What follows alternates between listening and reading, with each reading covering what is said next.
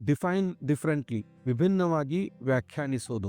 ನೀವು ನಮ್ಮ ಚಾನೆಲ್ ವಿಡಿಯೋಗಳನ್ನು ನೋಡ್ತಾ ಬಂದಿದ್ರೆ ನಿಮ್ಗೆ ಗೊತ್ತಿರ್ತದ, ನಾವು ಅಲ್ಟರ್ನೇಟಿವ್ ಕರಿಯರ್ ಬಗ್ಗೆ ಬಹಳಷ್ಟು ವಿಡಿಯೋಗಳನ್ನು ಆಲ್ರೆಡಿ ಮಾಡಿದ್ದೀವಿ, ಮುಂದೆ ಮಾಡ್ತಾ ಇರ್ತೀವಿ. ಅಲ್ಟರ್ನೇಟಿವ್ ಕರಿಯರ್ ಅಂದ್ರೆ ಏನು, ಅದಕ್ಕೆ ಹೆಂಗೆ ಪ್ರಿಪೇರ್ ಆಗಬೇಕು, ಆಮೇಲೆ ಆಕ್ಚುಲ್ ಆಗಿ ಇರೋ ಅಲ್ಟರ್ನೇಟಿವ್ ಕರಿಯರ್ಗಳು ಯಾವ್ಯಾವು ಅಂತೆಲ್ಲ ಅಂಶಗಳನ್ನ ನಾವು ಈ ಚಾನೆಲ್ ಅಲ್ಲಿ ಕವರ್ ಮಾಡ್ತೀವಿ. ನೀವು ಚಾನೆಲ್ಗೆ ಹೊಸಬ್ರಿದ್ರೆ ಸಬ್ಸ್ಕ್ರೈಬ್ ಮಾಡೋದು ಮರಿಬೇಡ್ರಿ, ಹಂಗ ಬೇರೆ ವಿಡಿಯೋಗಳನ್ನು ನೋಡ್ರಿ. ಇವತ್ತಿನ ವಿಡಿಯೋ ಸ್ವಲ್ಪ ಡಿಫ್ರೆಂಟ್ ಆಗಿದೆ. ಈ ಹೆಸರೇ ಹೇಳುವಂಗ ಡಿಫೈನ್ ಡಿಫ್ರೆಂಟ್ಲಿ ಅಂದ್ರೆ ಏನು, ನಮ್ಮ ಮುಂದೆ ಯಾವ್ದು ಸ್ಪಷ್ಟವಾಗಿ ಕಾಣಿಸ್ತಿರ್ತದ, ಆಮೇಲೆ ಯಾವ್ದು ಎದ್ದು ಕಾಣಿಸ್ತಿರ್ತದ, ಇವೆರಡರ ವ್ಯತ್ಯಾಸ ಬಹಳ ಕಡಿಮೆ ಅದ. ಆದ್ರೆ ಅದನ್ನ ನಾವು ಕ್ಲಿಯರ್ ಆಗಿ ನೋಡುವುದು. ಈ ವಿಡಿಯೋನ ಕಡಿ ತನಕ ನೋಡ್ರಿ, ಬಹುಶಃ ನಿಮ್ಗೆ ಬಹಳಷ್ಟು ಹೊಸ ವಿಷಯಗಳು ಇವತ್ತು ಗೊತ್ತಾಗಬಹುದು. ಈ ಫೋಟೋ ನೋಡಿದ್ಮೇಲೆ ನಿಮ್ಗೆ ಏನ್ ಅನಿಸ್ತದ, ಒಂದು 5 ಸೆಕೆಂಡ್ ನೀವು ಯೋಚನೆ ಮಾಡಿ ನೋಡ್ರಿ. ಥಟ್ಟನೆ ಒಂದು ಫೋಟೋ ನೋಡಿದ ಕೂಡಲೇ ಒಂದು ಮೀನಿಂಗ್ ನಿಮ್ಗೆ ಗೊತ್ತಾಗ್ಬಹುದು. ಬೇರೆ ಬೇರೆ ವಿದ್ಯಾರ್ಥಿಗಳಿಗೆ ನಾ ಈ ಕ್ವಶನ್ ಕೇಳಿ ನೋಡಿನಿ, ಬೇರೆ ಬೇರೆ ವಿದ್ಯಾರ್ಥಿಗಳು ಬೇರೆ ಬೇರೆ ಅರ್ಥ ಕೊಡ್ತಾರ. ಅದರೊಳಗೆ ಯಾವುದೋ ಸರಿ ತಪ್ಪು ಅಂತಲ್ಲ, ಆದ್ರೆ ನೀವು ನೋಡಿದ್ರೆ ಸಾಮಾನ್ಯವಾಗಿ ನಿಮ್ಗೆ ಕಾಣಿಸೋದು, ಒಂದು ಗಿಡ ಸ್ಟ್ರೇಟ್ ಆಗಿ ಬೆಳಿಲಿ ಅಂತ ಹೇಳಿ ಅದಕ್ಕೊಂದು ಬೌಂಡ್ರಿ ಕೊಡ್ತಾರೆ. ಆ ಬೌಂಡ್ರಿನ ಮೀರಿ ಆ ಗಿಡ ಬೆಳೆದದ ಅಂದ್ರೆ ಬೆಳವಣಿಗೆಗೆ ಬೌಂಡ್ರಿಗಳು ಸೀಮಿತ ಆಗಿರೋದಿಲ್ಲ ಅಂತ ಹೇಳಿ. ಇನ್ನೊಂದು ಅರ್ಥದಾಗ ಆಡು ದನ ಆ ಗಿಡನ ಮೇಯ್ಕೊಂಡು ಹೋಗ್ಬಾರ್ದು ಅಂತ ಹೇಳಿ ಒಂದು ಕಟ್ಟೆ ಕಟ್ಟಿರ್ತಾರ. ಅದನ್ನು ಮೀರಿ ನನಗೆ ಯಾವುದೇ ರಕ್ಷಣೆನೂ ಬೇಡ, ನಾನು ಸ್ವಂತವಾಗಿ ಕೆಪೇಬಲ್ ಇದ್ದೀನಿ ಬೆಳಿಲಿಕ್ಕೆ ಅಂತ ಹೇಳಿ ಆ ಗಿಡ ಬೆಳೆದಿರ್ತದ. ಸೊ ಹಿಂಗ ಬೇರೆ ಬೇರೆ ಅರ್ಥಗಳನ್ನ ನಾವು ಈ ಫೋಟೋ ನೋಡಿ ಕಲ್ಪಿಸ್ಕೋಬಹುದು. ಇದೊಂದು ಮೋಟಿವೇಟ್ ಮಾಡುವಂತ ಫೋಟೋ. ನಾವು ವಿಡಿಯೋ ಸ್ಟಾರ್ಟ್ ಮಾಡೋಕ್ಕಿಂತ ಮುಂಚೆ 2 ಪ್ರಮುಖ ವಿಷಯಗಳನ್ನ ನೋಡೋಣ. ಒಂದನೇದ್ದು, ಎಲ್ಲದನ್ನು ಕ್ವಶನ್ ಮಾಡ್ರಿ, ಸ್ಟಾರ್ಟ್ ವಿತ್ ವೈ, ಅದ್ಯಾಕೆ ಅನ್ನೋದು ಹೇಳ್ತೀನಿ. ಎರಡನೇದ್ದು, ಬರೀ ಯಾಕ ಅಂದ್ರೆ ಸಾಲುದಿಲ್ಲ, ಯಾಕಾಗಬಾರ್ದು ಅಂತ ಹೇಳಿನೂ ಪ್ರಶ್ನಿಸ್ಬೇಕು. ಈಗ ನಾವು ಎಲ್ಲೇ ಯಾಕ ಆಮೇಲೆ ಎಲ್ಲೇ ಯಾಕಾಗಬಾರ್ದು ಅನ್ನೋದನ್ನ ನೋಡೋಣ. ಯಾಕಂತ ಯಾವಾಗ ಕೇಳಬೇಕು, ನಮಗೇನಾದ್ರೂ ಮಾಡ್ಲಿಕ್ಕೆ ಮನಸ್ಸಾದ್ರೆ ಅದನ್ನ ಯಾಕ ಅಂತ ಹೇಳಿ ನಮ್ಮನ್ನ ನಾವು ಪ್ರಶ್ನಿಸ್ಕೋಬೇಕು. ಹಂಗ ಪ್ರಶ್ನಿಸಿದ್ರೆ ಅದನ್ನ ಮಾಡ್ಲಿಕ್ಕೆ ಇರೋ ಬಲವಾದ ಕಾರಣಗಳನ್ನ ನಾವು ಗುರುತಿಸಿ ಅದನ್ನ ಒಳ್ಳೆ ರೀತಿಯಿಂದ ಮಾಡ್ಲಿಕ್ಕೆ ನಮಗೆ ಸಹಾಯ ಆಗ್ತದೆ. ವೈ ನಾಟ್, ಯಾಕೆ ಆಗ್ಬಾರ್ದು ಅಂತ ಹೇಳಿ ನಾವು ಎಲ್ಲಿ ಕ್ವಶನ್ ಮಾಡ್ಬೇಕು ಅಂದ್ರೆ, ನಮಗೇನಾದ್ರೂ ಒಂದು ವಿಷಯ ಮಾಡ್ಲಿಕ್ಕೆ ಮನಸ್ಸಿರ್ಲಿಲ್ಲ, ಯಾವ್ದೋ ವಿಷಯಕ್ಕೆ ನಾವು ಹಿಂಜರಿತಾ ಇದೀವಿ ಅಂದ್ರೆ ಯಾಕಾಗಬಾರ್ದು ಅಂತ ಹೇಳಿ ನಾವು ಪ್ರಶ್ನೆ ಮಾಡ್ಕೋಬೇಕು. ಅದನ್ನ ಮಾಡೋದು ನಮಗ್ ಒಳ್ಳೇದೋ ಅಲ್ವೋ, ಅದನ್ನ ಮಾಡ್ಲಿಕ್ಕೆ ನಮಗ ಸಾಧ್ಯ ಆಗ್ತಾ ಇಲ್ಲ, ಅದು ಬರೀ ನಮ್ಮ ಆಲಸ್ಯದಿಂದನೋ, ಇದನ್ನೆಲ್ಲ ನಾವು ಕ್ವಶನ್ ಮಾಡ್ಬೇಕು. ಅಂದ್ರೆ ನಾವು ಅದನ್ನ ಮಾಡಬೇಕೋ ಮಾಡಬಾರದೋ ಅನ್ನೋ ವಿಷಯ ಕ್ಲಿಯರ್ ಆಗ್ತದೆ. ಸೊ ಇದಕ್ಕಾಗಿ ನಾವು ವೈ ಮತ್ತು ವೈ ನಾಟ್ ಅನ್ನೋದ ಕೇಳಬೇಕು. ನಿಮ್ಮ ವೈ ಅಂದ್ರೆ ನಿಮ್ಮ ಪರ್ಪಸ್, ನಿಮ್ಮ ಸಂಕಲ್ಪ, ನೀವೆಷ್ಟು ದೂರ ಹೋಗ್ಬೋದು ಅನ್ನೋದನ್ನ ನಿರ್ಧರಿಸ್ತದ. ನಿಮ್ಮ ನಂಬಿಕೆಗಳು, ಲಿಮಿಟಿಂಗ್ ಬಿಲೀಫ್ಸ್ ಅಂತ ಏನ್ ಹೇಳ್ತಾರ, ಅವು ನಿಮ್ಮ ಸಾಧನೆಯ ಎತ್ತರವನ್ನ ನಿರ್ಧರಿಸ್ತವ. ಈಗ ವ್ಯಾಖ್ಯಾನಗಳನ್ನ ನೋಡೋಣ. ಮೊದಲನೇದಾಗಿ ನಾವೇನ್ ನೋಡ್ತಾ ಇದೀವಿ ಅಂದ್ರೆ ಮೀನಿಂಗ್ ಅಂದ್ರೆ ಅರ್ಥ. ಆ ಅರ್ಥದ ಅರ್ಥ ಏನು ಅಂತ ಹೇಳಿ ಅದೇ ಈ ವಿಡಿಯೋದ ಪ್ರಯತ್ನ. ಡಿಕ್ಷನರಿ ಒಳಗ ಮೀನಿಂಗ್ ಅಂತಂದ್ರ ಪದದ ಅರ್ಥ. ಆದ್ರೆ ಆ ಮೀನಿಂಗ್ ಬರೀ ಡಿಕ್ಷನರಿ ಒಳಗ ಮಾತ್ರ ಸೀಮಿತ ಆಗಿರಲಾರ್ದ ನಿಮಗೇನು ಅದು ಅರ್ಥ ಆಗ್ತದ, ನಿಮಗಾಗಿ ಒಂದೇನು ಆಬ್ಜೆಕ್ಟಿವ್ ಕೊಡ್ತದ, ನಿಮ್ಗೇನ್ ಸೂಚಿಸ್ತದ ಅನ್ನೋದು ಅದು ಬಹಳ ಮುಖ್ಯ ಆಗ್ತದ. ಯಾಕಂತ ಹೇಳಿದ್ರೆ ಮನುಷ್ಯನ ಮೆದುಳೊಳಗ ನೀವು 2 ಭಾಗ ಮಾಡಿ ನೋಡಿದ್ರ ಆ ಭಾಗಗಳು ಸಮ ಆಗಿರ್ಬೇಕು ಅಂತಲ್ಲ. ಜಗತ್ತಿನೊಳಗಿರೋ ವಿಷಯಗಳ ಬಗ್ಗೆ ಎಷ್ಟು ನಿಮ್ಗೆ ಗೊತ್ತದ ಅಂತ ಹೇಳಿ ನೀವು ಲೆಕ್ಕ ಹಾಕಿದ್ರೆ ನಿಮಗ್ ಗೊತ್ತಿರೋ ವಿಷಯ ಬಹಳ ಕಡಿಮೆ, ನಿಮ್ಗೆ ಗೊತ್ತಿರದೇ ಇದ್ದ ವಿಷಯ ಬಹಳ ಜಾಸ್ತಿ. ನಿಮ್ಗೆ ಯಾವ್ದು ಗೊತ್ತಿರೋದಿಲ್ಲ ಅದನ್ನ ನೀವು ಈಸಿಯಾಗಿ ನಂಬಿ ಬಿಡ್ತೀರಿ. ಈಗ ಫಾರ್ ಎಕ್ಸಾಂಪಲ್ ಯಾರೋ ಒಬ್ರು ಬಂದು ಹೇಳಿದ್ರ ಅಮೇರಿಕ ಭಾರತದಕ್ಕಿಂತ 2 ಪಟ್ಟು ದೊಡ್ಡದ ಅಂತ ಹೇಳಿದ್ರೆ ನಿಮ್ಗೆ ಆ ವಿಷಯ ಬಗ್ಗೆ ಗೊತ್ತಿಲ್ಲ ಅಂತಂದ್ರೆ ನೀವು ಅದನ್ನ ನಂಬಿಡ್ತೀರಿ. ಸೊ ಇಲ್ಲಿ ಬರೋ ಮುಖ್ಯ ವಿಷಯ ಏನು ಅಂತಂದ್ರ, ನಿಮ್ಗೆ ಗೊತ್ತಿರದೇ ಈ ವಿಷಯವನ್ನ ಹೆಂಗ್ ಗೊತ್ತು ಮಾಡ್ಕೋಬೇಕು, ಅದಕ್ಕೆ ಇವೆಲ್ಲ ಕ್ವಶನ್ಗಳು ಹೆಲ್ಪ್ ಆಗ್ತವ. ಯಾಕಾಗಬಾರ್ದು, ಆಮೇಲೆ ಆ ಪದದಿಂದ ನಿಮಗಾಗೋ ಅರ್ಥ ಏನು ಅಂತ ಹೇಳಿ. ಸೊ ಮೊದಲೇ ಪದ ಲರ್ನಿಂಗ್. ಲರ್ನಿಂಗ್ ಅಂದ್ರೆ ನಿಮಗ್ ಗೊತ್ತಿರೋಂಗ ಕಲಿಕೆ, ಅದರ ಅರ್ಥ ಜ್ಞಾನಾರ್ಜನೆ, ಅಕ್ವೈರಿಂಗ್ ನಾಲೆಜ್. ಇದು ಸರಳದ. ಆದ್ರೆ ಆ ಕಲಿಕೆಯ ನಿಜವಾದ ಅರ್ಥ ನಿಮ್ಗೇನು, ಅದು ತೆರೆದ ಮನ. ನೀವು ಯಾವಾಗ್ಲೂ ಓಪನ್ ಆಗಿರ್ಬೇಕು. ನಿಮ್ಗೆ ಗೊತ್ತಿರದೇ ವಿಷಯಗಳನ್ನ ಗೊತ್ತು ಮಾಡ್ಕೊಳ್ಳಿಕ್ಕೆ ನನಗ್ ಗೊತ್ತಿಲ್ಲ ಅಂತ ಹೇಳಿ ಮೊದಲು ನೀವು ಒಪ್ಪಿಕೊಂಡು ಅದನ್ನು ಗೊತ್ತು ಮಾಡ್ಕೊಳ್ಳಿಕ್ಕೆ ನೀವು ಕಲಿಬೇಕು.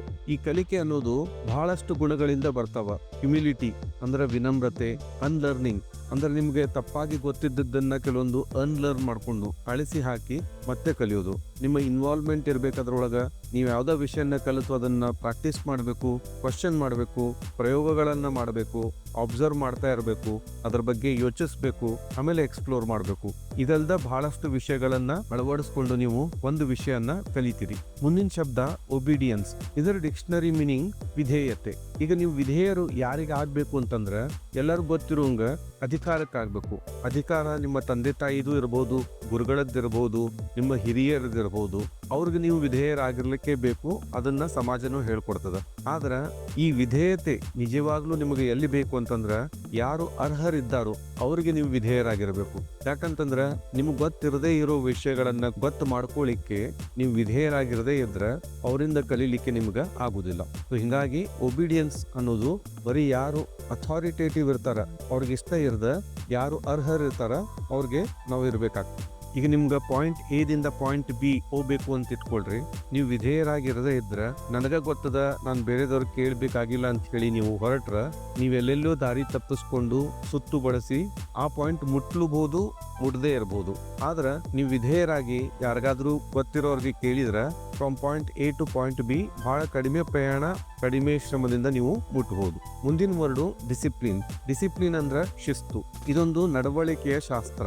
ನಾವು ಹಿಂಗಿರಬೇಕು, ಕಸರತ್ತು ಮಾಡಬೇಕು, ಕರೆಕ್ಟ್ ಟೈಮಿಗೆ ಕೆಲಸಗಳನ್ನ ಮಾಡಬೇಕು, ಓದಬೇಕು, ಇಂಥವು ಬೇರೆ ಬೇರೆ ಶಿಸ್ತುಗಳನ್ನ ನಾವು ಜೀವನದಾಗ ಅಳವಡಿಸ್ಲಿಕ್ಕೆ ಪ್ರಯತ್ನ ಪಡ್ತೀವಿ. ಆದ್ರ ಆ ಅಳವಡಿಸ್ಕೋಕ್ಕಿಂತ ಮುಂಚೆ ನಾವೇನಾಗಬೇಕು, ಅದಕ್ಕೆ ರೆಡಿ ಆಗಬೇಕು. ಸೊ ಅದೇ ನಮ್ಮ ಪ್ರಿಪೇರ್ಡ್ನೆಸ್ ಅಂದ್ರ ಅಣಿ ಆಗುವುದು. ನಾವು ಪ್ರಿಪೇರ್ ಇರದೇ ಇದ್ರ ಯಾವುದೋ ಡಿಸಿಪ್ಲಿನ್ ಅನ್ನ ಅಳವಡಿಸ್ಕೊಳ್ಳಿಕ್ಕೆ ನಮ್ಮಿಂದ ಸಾಧ್ಯ ಆಗುದಿಲ್ಲ. ಮುಂದಿನ ಶಬ್ದ ಪಂಕ್ಚುಯಾಲಿಟಿ. ಪಂಕ್ಚುಯಾಲಿಟಿ ಅಂದ್ರ ಸಮಯ ಪ್ರಜ್ಞೆ. ಕರೆಕ್ಟ್ ಆಗಿ ಟೈಮಿಗೆ ಪ್ರಾಮಿಸ್ ಮಾಡಿದ ಕಡೆ ತಲುಪೋದು, ಬೇರೆಯವರನ್ನ ಕಾಯಿಸದೇ ಇರೋದು, ಸಮಯವನ್ನ ನಿರ್ವಹಿಸೋದು. ಇವೆಲ್ಲ ಡಿಕ್ಷನರಿ ಮೀನಿಂಗ್ ಆಯ್ತು. ಆದ್ರ ಈ ಸಮಯ ಪ್ರಜ್ಞೆಕ್ಕಿಂತ ಜಾಸ್ತಿ ನಿಮ್ಗ ತುರ್ತು ಪ್ರಜ್ಞೆ ಬೇಕಾಗ್ತದ. ಅಂದ್ರ ಸೆನ್ಸ್ ಆಫ್ ಅರ್ಜೆನ್ಸಿ. ಯಾಕೆ ನಾನು ಕರೆಕ್ಟ್ ಟೈಮಿಗೆ ಹೋಗ್ಬೇಕು, ಯಾಕೆ ನಾನು ಬೇರೆದವ್ರನ್ನ ಕಾಯಿಸಬಾರ್ದು, ಯಾಕೆ ನಾನು ಅಲ್ಲಿ ಟೈಮ್ ಪ್ರಕಾರ ಕರೆಕ್ಟ್ ಆಗಿ ಮುಟ್ಟುವುದು ನನಗೆ ಇಂಪಾರ್ಟೆಂಟ್ ಅದ, ಇದೆಲ್ಲ ನಾವು ಅರ್ಥ ಮಾಡ್ಕೊಳ್ಳೋದನ್ನ ತುರ್ತು ಪ್ರಜ್ಞೆ. ಈ sense of urgency taking for granted ಅನ್ನ ನಿಲ್ಲಿಸ್ತದ. ಅಂದ್ರೆ ನಾವು ಯಾವುದೇ ವಿಷಯನ್ನ ಸಾಧಾರಣವಾಗಿ ತಗೋತೀವಿ, ಅದರ ಬಗ್ಗೆ ಜಾಸ್ತಿ ಸೀರಿಯಸ್ ಆಗಿರೋದಿಲ್ಲ. ಸೊ ಹಂಗಾಗಿ ನಾವು ಯಾವಾಗ್ಲಾದ್ರೂ ಹೋದ್ರ ನಡೀತದ, ಇಂಡಿಯನ್ ಸ್ಟ್ಯಾಂಡರ್ಡ್ ಟೈಮ್ ಅಂತ ಹೇಳಿ ನಮ್ಮ ಭಾರತೀಯ ಸಮಯ ಪ್ರಜ್ಞೆಗೆ ನಾವೇ ಕುಹಕ ಮಾಡಿ ನಗ್ತಿರ್ತೀವಿ. ಆದ್ರೆ ನಾವು ತುರ್ತು ಪ್ರಜ್ಞೆಯನ್ನ ಬೆಳೆಸ್ಕೊಂಡ್ರ ಅದ ನಮ್ಮ ರಿಯಲ್ ಪಂಕ್ಚುಯಾಲಿಟಿ ಇದ್ದಂಗ. ನಿಮ್ಗೆ ಹೆಲ್ಪ್ ಆಗ್ಲಿ ಅಂತ ಹೇಳಿ ನಾನಿಲ್ಲಿ ಐಸನ್ಹೋವರ್ ಮ್ಯಾಟ್ರಿಕ್ಸ್ ಅಂತ ಹೇಳ್ಕೊಟ್ಟಿನಿ. ಇದು 2x2 ಮ್ಯಾಟ್ರಿಕ್ಸ್. ಇದು ನಿಮ್ಗ ಡಿಸಿಷನ್ ಮಾಡ್ಲಿಕ್ಕೆ, ಆಮೇಲೆ ಯಾವ್ದು ಅರ್ಜೆಂಟ್ ಅದ ಯಾವ್ದು ಇಂಪಾರ್ಟೆಂಟ್ ಅದ ಅಂತದನ್ನ ವಿಂಗಡಿಸ್ಲಿಕ್ಕೆ ಸಹಾಯ ಮಾಡ್ತದ. ಈ 2x2 ಮ್ಯಾಟ್ರಿಕ್ಸ್ ಒಳಗ ನೀವು 4 ಬರಿಬೇಕು. Urgent, not urgent, important and not important. ಹಿಂಗ 4 ಕ್ವಾಡ್ರೆಂಟ್ ಅನ್ನ ನೀವು ವಿಂಗಡಿಸಿ, ಒಂದನೇದ್ದು ಅರ್ಜೆಂಟ್ ಮತ್ತೆ ಇಂಪಾರ್ಟೆಂಟ್ ಏನಿರ್ತದ ಅದನ್ನ ನೀವು ಮಾಡಲೇಬೇಕು. ಎರಡನೇದ್ದು ನಾಟ್ ಅರ್ಜೆಂಟ್ ಬಟ್ ಇಂಪಾರ್ಟೆಂಟ್, ಅದನ್ನ ನೀವು ಮಾಡಲೇಬೇಕು, ಇಂಪಾರ್ಟೆಂಟ್ ಅದ, ಆದ್ರೆ ಇಮಿಡಿಯೇಟ್ ಆಗಿ ಮಾಡೋದು ಬೇಕಾಗಿಲ್ಲ, ಆಮೇಲೆ ಮಾಡ್ಬೋದು. ಹಂಗಾಗಿ ಅದಕ್ಕೆ ನೀವು ಪ್ಲಾನ್ ಮಾಡ್ಬೋದು. ಮೂರನೇದ್ದು not important but urgent. Urgent ಆಗಿ ಯಾವುದೋ ಒಂದು ಕೆಲಸನ ಮಾಡಲೇಬೇಕಾಗಿರ್ತದ, ಅದನ್ನ ನೀವೇ ಮಾಡ್ಬೋದು ಅಥವಾ ಬೇರೆದವ್ರ ಹತ್ರನೂ ಮಾಡಿಸ್ಬೋದು. ನಾಲ್ಕನೇದ್ದು not important and not urgent. ಇದ್ರ ಬಗ್ಗೆ ನೀವು ಜಾಸ್ತಿ ತಲೆ ಕೆಡಿಸ್ಕೋಬೇಕಾಗಿಲ್ಲ. ಇಂಥ ವಿಷಯಗಳನ್ನ ನೀವು ಆಯ್ದುಕೊಂಡು ಯಾವುದು ಅರ್ಜೆಂಟು ಇರುವುದಿಲ್ಲ, ಇಂಪಾರ್ಟೆಂಟು ಇರುವುದಿಲ್ಲ ಅಂತದನ್ನ ಕಂಪ್ಲೀಟ್ ಆಗಿ ನೀವು ನಿಮ್ಮ ತಲೆಯಿಂದ ತೆಗೆದು ಹಾಕ್ಬೋದು. ಮುಂದಿನ ಪದ ರೆಸ್ಪಾನ್ಸಿಬಿಲಿಟಿ. ರೆಸ್ಪಾನ್ಸಿಬಿಲಿಟಿ ನಿಮಗೆ ಗೊತ್ತಿದ್ದಂಗ ಜವಾಬ್ದಾರಿ, ಅದು ಡಿಕ್ಷನರಿ ಮೀನಿಂಗ್. ಆದ್ರೆ ಜವಾಬ್ದಾರಿ ಅನ್ನೋದು ನಿಮ್ಗೆ ನೀವ ಇದನ್ನ ಕೇಳಬೇಕು, ನಾನಲ್ಲದಿದ್ರೆ ಇನ್ಯಾರು ಅಂತ ಹೇಳಿ.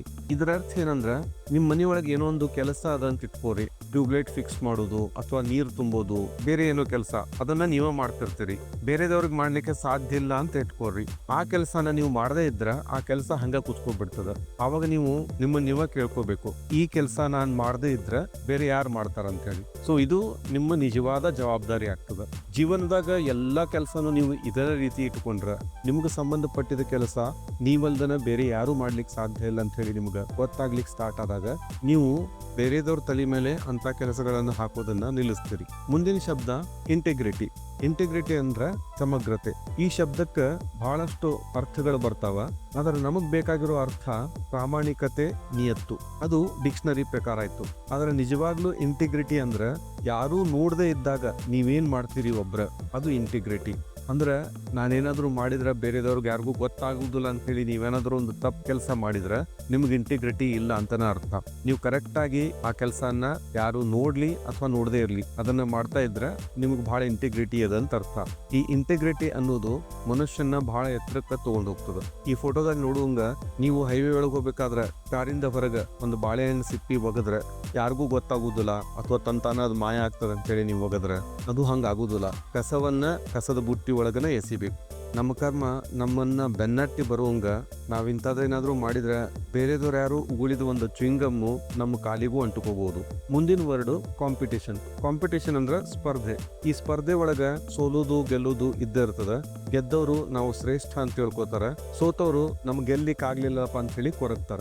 ಆದ್ರೆ ಈ ಕಾಂಪಿಟೇಷನ್ ಅದ್ ರಿಯಲ್ ಮೀನಿಂಗ್ ನಿಮ್ಗೇನಿರ್ಬೇಕು ಅಂತಂದ್ರೆ ಬೇರೆದವರು ನಮ್ಗಿಂತ ಯಾವಾಗ್ಲೂ ಉತ್ತಮರು ಅಂತಾನೆ ತಿಳ್ಕೊಬೇಕು. ನಾವು ಹಂಗ ತಿಳ್ಕೊಂಡಾಗ ಮಾತ್ರ ಅವರನ್ನ ಸೋಲಿಸುವಂತ ಒಂದು ಹುಮ್ಮಸ್ಸು ಬರ್ತದ. ಬೇರೆಯವರನ್ನ ಸಾಮಾನ್ಯವಾಗಿ ಪರಿಗಣಿಸಿದ್ರೆ ಅದು ನಮ್ಮ ಓವರ್ ಕಾನ್ಫಿಡೆನ್ಸ್ ಆಗ್ತದ. ಹಿಂಗಾಗಿ ನಾವು ಯಾವುದೇ ಕಾಂಪಿಟೇಷನ್ ಒಳಗೆ ಹೋದ್ರೆ ಆ ಎದುರಾಳಿಯ ಸ್ಟ್ರೆಂಗ್ತ್ ಅಂಡ್ ವೀಕ್ನೆಸ್ ಒಳ್ಳೆ ರೀತಿಯಿಂದ ಅರ್ಥ ಮಾಡಿಕೊಂಡು ಅವರ ಸ್ಟ್ರೆಂಗ್ತ್ ಗಳನ್ನ ಗಂಭೀರವಾಗಿ ಪರಿಗಣಿಸಿ ನಾವು ಸ್ಪರ್ಧೆಗೆ ಇಳಿದ್ರೆ ಡೆಫಿನೆಟ್ ಆಗಿ ವಿಜೇತರಾಗ್ತೀವಿ. ಈ ಫೋಟೋ ಹೇಳುವಂಗ ನಾನು ಬಹಳ ಪರಿಶ್ರಮ ಪಟ್ಟು ಮೇಲೆ ಏರ್ತಾ ಇದ್ದೀನಿ ಅಂತ ನಿಮ್ಗೆ ಅನ್ಸಿದ್ರೆ ಆ ಕಡೆಯಿಂದ ಬೇರೆಯವರು ಯಾರೋ ನಿಮ್ಗಿಂತ ಜಾಸ್ತಿ ಪರಿಶ್ರಮ ಅಥವಾ ನಿಮ್ಗಿಂತ ಸ್ಮಾರ್ಟ್ ಆಗಿ ಕೆಲಸ ಮಾಡಿ ಮೇಲೆ ಬರ್ಬೋದು. ಮುಂದಿನ ಶಬ್ದ ಪರ್ಸೀವರೆನ್ಸ್. ಪರ್ಸೀವರೆನ್ಸ್ ಅಂತಂದ್ರೆ ಪರಿಶ್ರಮ, ಯಾವಾಗ್ಲೂ ಮಾಡಿದ್ದನ್ನ ಮಾಡ್ತಾ ಇರೋದು. ಆದ್ರೆ ನಿಮಗೆ ಬೇಕಾಗಿರೋ ಅರ್ಥ ಇದ್ರೊಳಗ ನಾನು ಗೆಲ್ಲುವರೆಗೂ ಇದ್ರೊಳಗನೆ ಇರ್ತೀನಿ ಅಂತ ಹೇಳಿ, in it till I win it. So ಅದನ್ನ ಪಟ್ಟು ಬಿಡದನ ನೀವು ಕೆಲಸದ ಮೇಲೆ ಕೆಲಸ ಮಾಡ್ತಾ ಇದ್ರೆ ಆ ಕೆಲಸದ ಮೇಲೆ ಖಂಡಿತವಾಗ್ಲೂ ಪರಿಣಿತಿಯನ್ನ ಸಾಧಿಸ್ತೀರಿ. ಕೊನೆ ಶಬ್ದ ಸಕ್ಸಸ್. ನಮ್ಗೆ ಇಷ್ಟೆಲ್ಲಾ ಶಬ್ದಗಳ ಅರ್ಥ ಕರೆಕ್ಟ್ ಆಗಿ ನಮ್ಗೆ ಗೊತ್ತಿತ್ತು ಅಂತಂದ್ರೆ ನಾವು ಸಕ್ಸಸ್ ಆಗೇ ಆಗ್ತೀವಿ. ಆದ್ರೆ ಈ ಸಕ್ಸಸ್ ಅನ್ನೋದರ ಅರ್ಥ ಏನಂದ್ರೆ ಯಶಸ್ಸು, ನಿಮ್ಗೆ ಗೊತ್ತಿರೋಂಗ ಸಾಧನೆ ಮಾಡ್ದಂಗ, ಅಕಂಪ್ಲಿಷ್ಮೆಂಟ್ ಇದ್ದಂಗ. ಆದ್ರೆ ನಿಜವಾದ ಅರ್ಥ ಈ ಸಕ್ಸಸ್ ಅಂದ್ರೆ ನೀವು ಜಗತ್ತಿನೊಳಗಿರೋ ಯಾವುದೇ ಸಕ್ಸಸ್ಫುಲ್ ಆದ್ಮಿನ ನೋಡ್ರಿ, ಅವರು ಬೇರೆದವ್ರಿಗಿಂತ ಜಾಸ್ತಿ ಫಾಸ್ಟ್ ಆಗಿ ಯೋಚನೆ ಮಾಡ್ತಿರ್ತಾರ, ವಿಷಯಗಳನ್ನ ಮೊದ್ಲೇ ತಿಳ್ಕೊತಿರ್ತಾರ. ಹಿಂಗಾಗಿ ಸಕ್ಸಸ್ ಅದ ನಿಜವಾದ ಅರ್ಥ ವಿಷಯಗಳನ್ನ ಮೊದ್ಲೇ ತಿಳ್ಕೊಳ್ಳೋದು. ಮೊದ್ಲೇ ಅಂತಂದ್ರ ನಿಮ್ಮ ಜೀವನದಾಗೂ ಮೊದ್ಲೇ ತಿಳ್ಕೊಳ್ಬಹುದು, ಅಂದ್ರೆ ನಿಮ್ಮ ವಯಸ್ಸಿಗೆ ಕಂಪೇರ್ ಮಾಡಿ ನೋಡಿದಾಗ. ಇಲ್ಲಾಂದ್ರೆ ಬೇರೆದವ್ರಿಗಿಂತ ಜಾಸ್ತಿ ಮೊದ್ಲು ನೀವು ಆ ವಿಷಯಗಳ ಬಗ್ಗೆ ಕಲ್ತ್ಕೊಂಡ್ರೆ ಸಕ್ಸಸ್ಫುಲ್ ಆಗ್ತೀರಿ ಅಂತ. So great mind think alike ಅಂತ ಹೇಳಿ ಒಂದು ಗಾದೆ ಮಾತಿತ್ತು ಮೊದ್ಲ, ಆದ್ರೆ ಈಗ ಗ್ರೇಟ್ ಮೈಂಡ್ಸ್ ಥಿಂಕ್ ಡಿಫ್ರೆಂಟ್ಲಿ ಅಂತ ನಾವು ಅನ್ಬಹುದು. ಶಿವ್ ಖೇರಾ ಪ್ರಖ್ಯಾತ ಮೋಟಿವೇಶನಲ್ ಸ್ಪೀಕರ್ ಆಮೇಲೆ ಆಥರ್ ಅವ್ರು ಹೇಳ್ತಾರೆ, ವಿಜೇತರು ಬೇರೆ ಬೇರೆ ಕೆಲಸಗಳನ್ನ ಮಾಡುವುದಿಲ್ಲ, ಅವರು ಅದೇ ಕೆಲಸಗಳನ್ನ ಬೇರೆ ಬೇರೆ ರೀತಿ ಮಾಡ್ತಾರ, ಹಂಗಾಗಿ ಅವರು ಸಕ್ಸಸ್ಫುಲ್ ಆಗಿರ್ತಾರ ಅಂತ ಹೇಳಿ. ನಿಮ್ಮ ಜೀವನದಾಗ ಬರೋ ಪದಗಳು ಈ ವಿಡಿಯೋದಾಗ ಬಂದಿದ್ದಕ್ಕಷ್ಟ ಸೀಮಿತ ಆಗಿರದೆ ಇನ್ನೂ ಜಾಸ್ತಿ ಬರ್ಬೋದು. ಯಾವುದೋ ಒಂದು ಹೊಸ ವರ್ಡ್ ನೀವು ಕಲಿತ್ರ ಅಥವಾ ದಿನಬಳಕೆಯ ವರ್ಡ್ ಅನ್ನ ನೀವು ಹಗಲೆಲ್ಲ ಯೂಸ್ ಮಾಡ್ತಾ ಇದ್ರೆ ಆ ಯೂಸ್ ಮಾಡೋಕ್ಕಿಂತ ಮುಂಚೆ ಅದಕ್ಕೆ 2 ಅರ್ಥ ಇರ್ತಾವ ಅನ್ನೋದನ್ನ ಕಂಡು ಹಿಡ್ಕೋರಿ. ಒಂದು ಡಿಕ್ಷನರಿ ಮೀನಿಂಗು, ಇನ್ನೊಂದು what does it mean for you. ಆ ಪದದಿಂದ ನಿಮಗೆ ಆಗೋ ಉಪಯೋಗ ಏನು, ಇವನ್ನೆರಡೂ ನೀವು ಅರ್ಥ ಮಾಡ್ಕೊಂಡ್ರೆ ನಿಮ್ಮ ಯಶಸ್ಸಿಗೆ ಹೆಂಗ ಬೇಕೋ ಹಂಗ ಆ ಪದಗಳನ್ನ ಬಳಸ್ಕೊಂಡು ನಿಮ್ಮ ಜೀವನವನ್ನ ಒಂದು ಅರ್ಥಪೂರ್ಣವಾಗಿ ಮಾಡಬಹುದು. ಈ ವಿಡಿಯೋ ಇಷ್ಟ ಆದ್ರೆ ಲೈಕ್ ಮಾಡ್ರಿ, ಬೇರೆದವ್ರ ಜೊತೆಗೂ ಹಂಚಿಕೊಡ್ರಿ. ಇಂಥ ವಿಡಿಯೋಗಳನ್ನ ನೋಡ್ತಾ ಇರ್ಲಿಕ್ಕೆ ನಮ್ಮ ಚಾನೆಲ್ ಅನ್ನ ಸಬ್ಸ್ಕ್ರೈಬ್ ಮಾಡ್ರಿ. ಜೈ ಹಿಂದ್, ಜೈ ಕರ್ನಾಟಕ.